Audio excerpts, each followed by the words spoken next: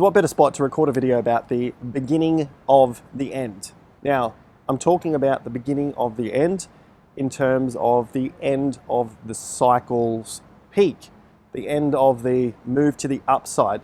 There's been more big developments over this week that have led to new fresh highs, new fresh breakdowns, and so that we stay on track and make this video really good timing, I've got a list of things here that I'm going through. Okay, so there are three major things that I'm looking at, two of which, before I drop my phone, two of which are chart related. So objectively speaking, you can't deny these facts, I guess. If we're just looking at it from the point of view of the chart, they are showing clear trends. Now you can interpret the trends whichever way you want to, and that's where my analysis and my opinion comes in, and obviously I'm sharing my opinion with you in today's video.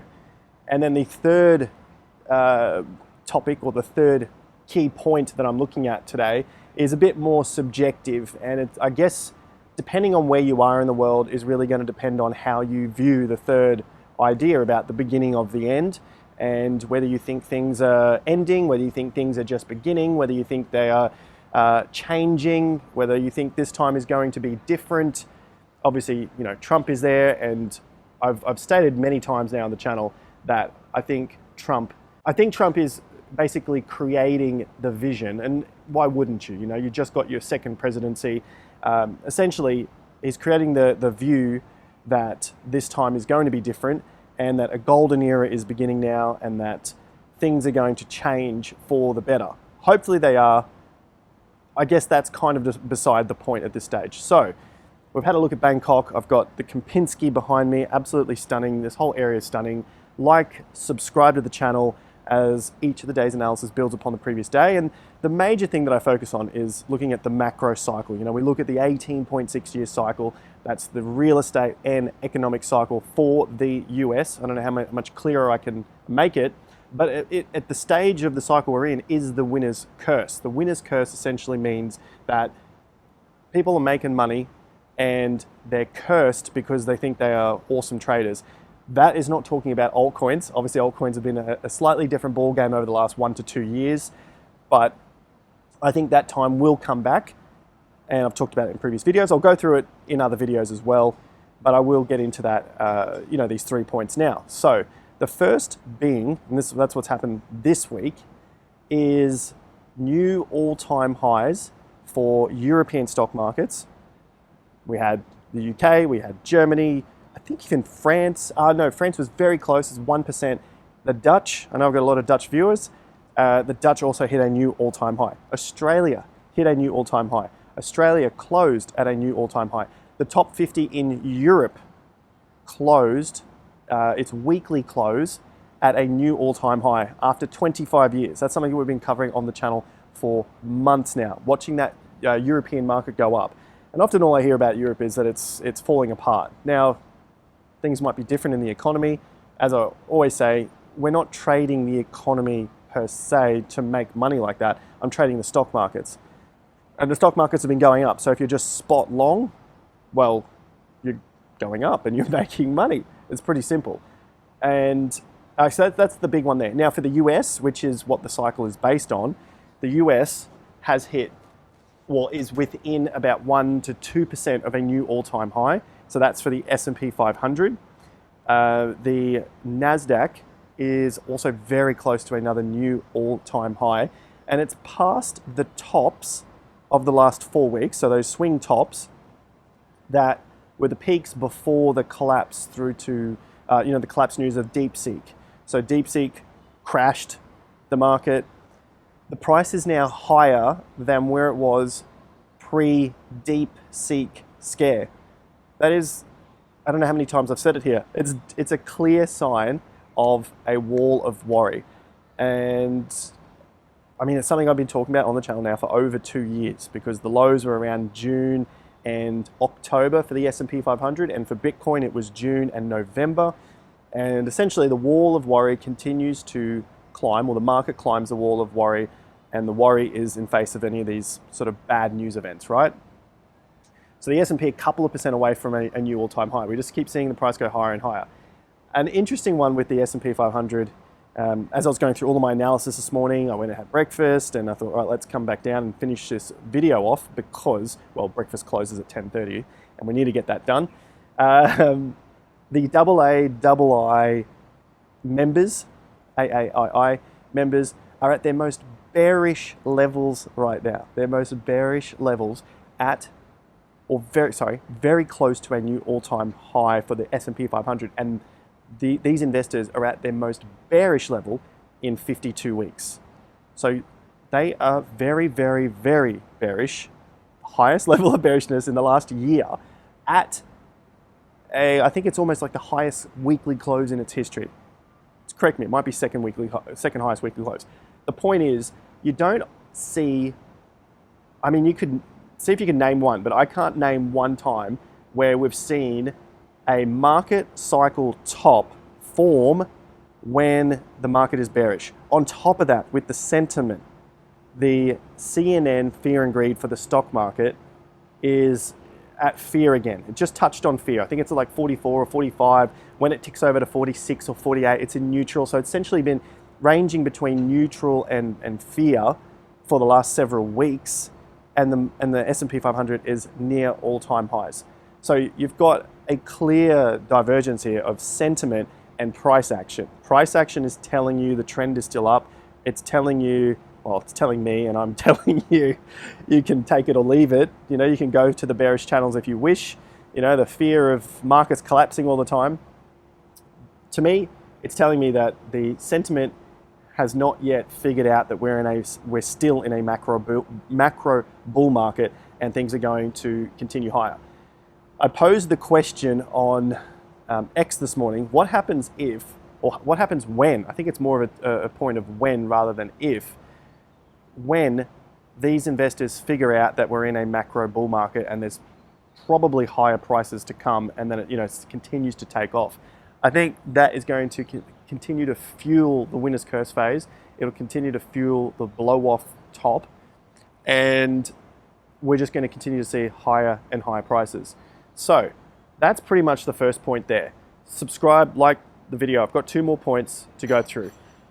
Also, check out TIA Premium, link in the video description, if you want to be part of a community of short-term traders, long-term investors. You can subscribe to the free weekly report for free and check out the free Discord, so the community section of the Discord as well, and check out everyone's results from the trading, some of their thoughts, and get a feel for what's going on over there as well. So we do a lot of long-term stuff and a lot of short-term stuff so that you can piece the pieces of the puzzle together. Okay, so the second point here, so I keep on track, is the USD. DXY, the Dixie, the US dollar, broke down last night from a key level. It just touched a new fresh low, and that now means that we've checked off another box. That's why I said big things developed this week. We were, for the US dollar, I say we because I'm referring to the charts and us following those charts. The US dollar had an overbalance in price, meaning that the correction to the downside from its current top, which was at 110 point whatever, that move to the downside was the largest correction the US dollar has seen since the low. And that low, several months ago now, ran up, hit 110 and had a correction. So it had an overbalance in price. That means a lot more selling had come into the US dollar than any time previous in this whole rally. What we just saw in the last 24 hours was an overbalance in time, because we did not break the 110 top on this short-term rally. It was a few days up, or maybe it was a week or two. Now we've come back down. It's at about 106, I believe, 106 point something, and that broke the previous low. Probably easy for a chart, right? But the main point of this is that the time now to the downside has overextended anything that we've seen on the rally to the upside as well. So now we have an overbalance in price, the first thing, and an overbalance in time. So when we get these overbalance in time and price, or price and time, it is an early warning sign that we're going to see the trend change. The trend has been up for the US dollar. Bitcoin's gone up, stock markets have gone up, but it's been a bit shaky over the last at least 3 months. We had the top for Bitcoin in November. We had another top in December. Oh, here's a cat. And we had another top in January, around the inauguration, right? So 3 significant tops there. And from that point, the US dollar has basically been range bound as well. The S&P 500 has been range bound, and now the US dollar has started to come down. So we're starting to see a little bit of weakness for the US dollar, and this weakness could be the start of something that develops into something larger. And if it does develop into something larger, then that could also relieve some of that pressure on Bitcoin and other assets, which could then cause those assets to go up, even without quantitative easing, even without more new money coming into the space, albeit it might not be significant booms, because you do need to see some new money coming in, as we've shown with a lot of the other data we go through. The 7-day moving average exchange volume, the liquidations have obviously been low, and the moving average volume has also dropped off a lot. But to finish the point on the US dollar, is that it seems like we're on the verge of that breakdown now. It's back within the trading range underneath 107, which had been a previous key resistance level. So it's back under that now. And the next 2 things that it needs to break are the significant swing bottom and a 50% level. Now I'll go through that in charts next week. Today is Saturday. I'm flying out tonight back home to Australia. Sunday I'm going to be absolutely wrecked. Hopefully Monday I can make a video, and I'll update you there with more of the charts. So that's another reason to subscribe and like. I know I've said it a few times in the video. Let's see if we can go for 3,000 likes on this type of thing. So the beginning of the end, you're seeing that breakdown. Okay, the third and final thing here, we're looking at the economic activity. I think eventually, and when I say eventually, this could be in 12, 24 months. So it's a bit hard to make a point of it now, considering I'm still giving it a reasonable time frame here of 12 to 24 months. At that point, you'll start to see things roll over. But I don't think people are going to believe it at the time, because of what I said in the intro around how Trump is really trying to create this vision of a new golden age, and how things are changing, and how this time is going to be different, and how he's making connections with a lot of leaders around the world. I think that's absolutely fantastic, and I think it's incredible how, if we can get these things done really quick and save a lot of people's lives through the ridiculous wars that are going on overseas and all that sort of stuff. And yes, there's a lot of crazy shit going on, say with Gaza. If he actually takes that back for the US, I mean, I don't know how that happens, or even if it's legal by any sort of international laws. But again, I digress. Going back to the point of Trump in the next 12 to 24 months, it's so easy to digress on these things with how much is going on in the world at the moment. To me, this is the build-up to the beginning of the end. It takes time because of the length of these cycles. If we're looking at a total 18 to 20 year cycle, roughly 14, 15 years up, roughly 4, 5, 6 years down, you can see 1 year, say 12 months, is not a large part of an 18 to 20 year cycle.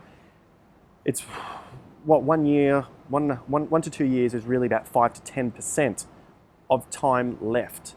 So beginning of the end, to me, I think that's very, very relevant in terms of only looking at roughly 5 to 10% left of the overall cycle, and this is leading up into the peak. And to me, I can really see how things are coming together towards this peak now. And I think that's the call for me to start to wrap things up. So that's what I'm looking at here when it comes to the economic activity. Yes, I said at the intro, to me that's objective. I'm looking at what's going on, but I'm trying to use the cities which have been developing very, very well through this period. And I'm not looking at smaller cities that people aren't going to. I know people love to reference their own personal city, maybe in the US, maybe in Europe, maybe even in Australia, right? And there's just like nothing going on there. It's because the activity is not moving there. It's like saying that your altcoin, no one's coming to your altcoin ecosystem. Well, no shit, no one wants to be there. That's pretty much the same thing.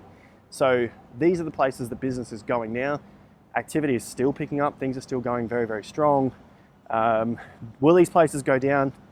Let's wait and see. They have had their turns before, but if activity continues to remain, then I suspect, there's still going to be activity going on, and people are going to keep coming to the places. They want business, and they want things to keep growing in those areas. I mean, my area of the Gold Coast is still going pretty strong. Southeast Queensland is still going pretty strong. When I look at the data itself to try and bring it back to something a bit more objective, that is still picking up. But I had seen a couple of points, at least for the US, as we were looking at with the Home Builders ETF. It hasn't collapsed yet, but there are some signs that it might be weakening. And when that shows up, then the clock starts, and it already started from that point once those signals show up, right? You get the top, it needs to play out, and then it tells you, all right, time's on. You might only have several months left of the stock market heading up until we get to that top.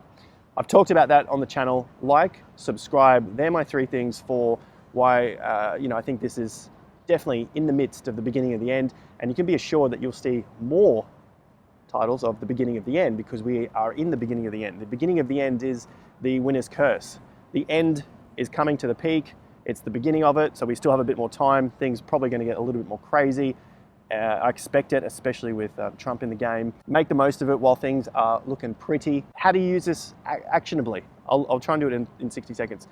Don't get scared out of the market if it corrects reasonably. I'm talking about Bitcoin primarily here, because I don't know which of the 30 million altcoins you own, right?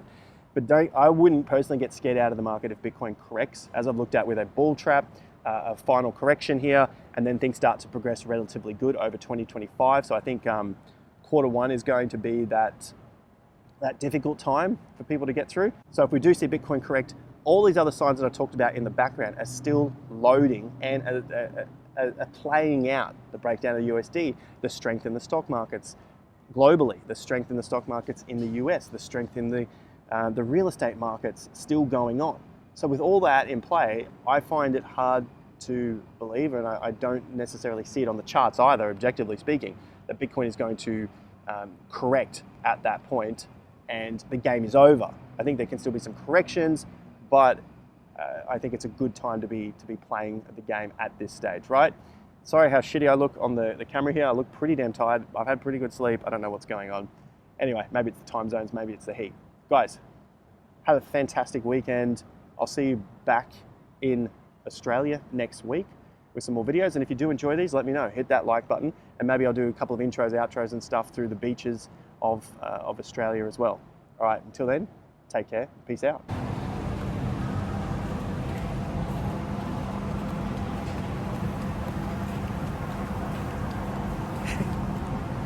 Always something going on, isn't there?